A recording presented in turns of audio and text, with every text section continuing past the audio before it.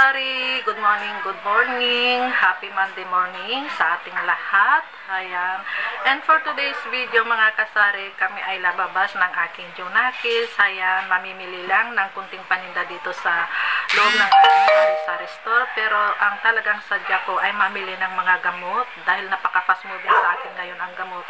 And mga tsinelas. Ayan, marami na talaga akong kulang-kulang na mga panindang tsinelas. Tapos dito sa loob ng aking sari-sari store, ang dami na namang kulang. Hayan, mga twin pack, mga noodles, hayan. So,